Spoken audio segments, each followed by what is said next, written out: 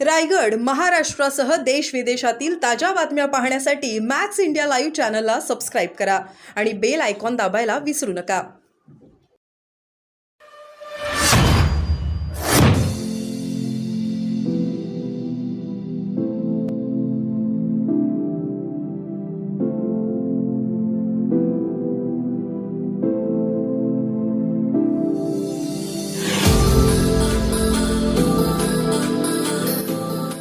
असत्य बोलणारे, भ्रम पसरवणारे आणि त्या भ्रमाच्या फॅक्टरीचे मालक संजय राऊत यांना पिवळी झाली आहे आणि त्यामुळे त्यांना स्वतःला असलेली सवय खोटं बोलण्याची दुसरेही तसेच करत असतील अशा पिवळीतून ते बोलतायत.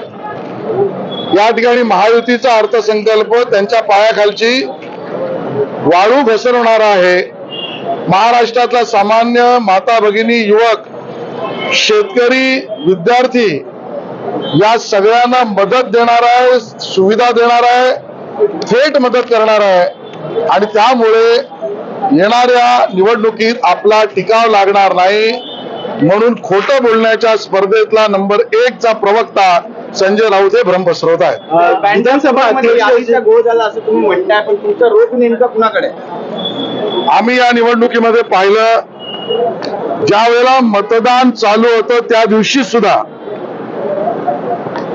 एका पक्षाचे प्रमुख असलेले उद्धवजी ठाकरे यांनी मतदान केंद्रातले अधिकारी आणि मतदान प्रक्रिया ही मतदान चालू असताना सुद्धा त्यावेळेला त्यामध्ये हस्तक्षेप करण्याचा प्रयत्न केला.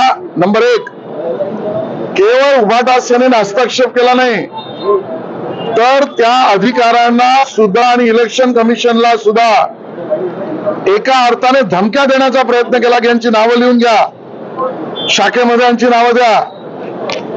नंबर 3, त्याही दिवशी त्यांनी खोटं पसरवण्याचा प्रयत्न केला. यामध्ये भारतीय जनता पार्टी आणि भारतीय जनता पक्षाच्या सर्वोच्च नेत्यांचा हात आहे की काय, या पद्धतीचा सुद्धा बिनबुडाचा आरोप केला.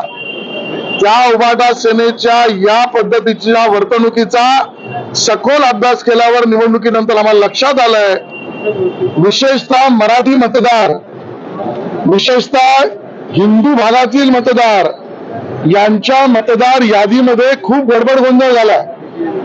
काहींच्या घरातलं एक नाव दुसरीकडेच फेकलंय, काहींची तर डिलिशन झालीत नावं. एका विधानसभेमध्ये तर 40,000 नावं हिंदूंची डिलीट झालेली आहेत. काही ठिकाणी बूथ सरकवले दुसरीकडे आणि मग मतदान केंद्र, मतदार अधिकारी याच्यावर जो दादागिरी करतो त्याच पक्षाने आमच्या मनात शंका आहे, मतदार यादीतला गोंधळ केलाय आणि त्या आमच्या संशयाची सुई ही उभाटा सेनेकडेच जाते. या विषयातल्या सखोल चौकशीची मागणी आम्ही माननीय मुख्यमंत्र्यांकडे करणार आहोत.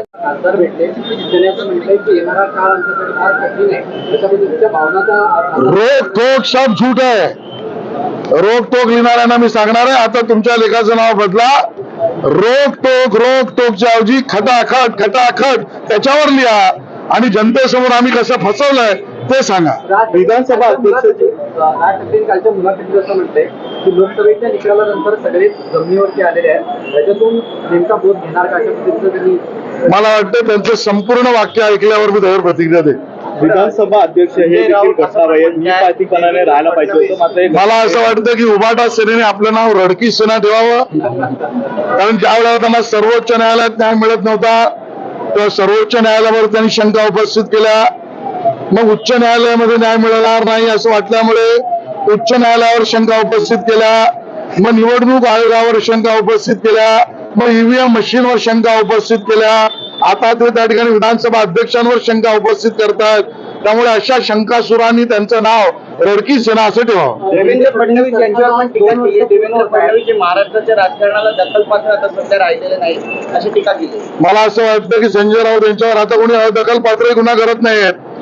इतके जे महाराष्ट्राच्या राजकारणातले अदखलपात्र विदूषक झालेत त्यांची उंचीच नाही देवेंद्र फडणवीसवर बोलायची. त्यामुळे सूर्यावर थुंकण्याचं काम तुम्ही रोज करा संजय राऊत, तुमच्या तोंडावरच थुंकी उडेल. शिंदे फडणवीस सरकारला 2 वर्ष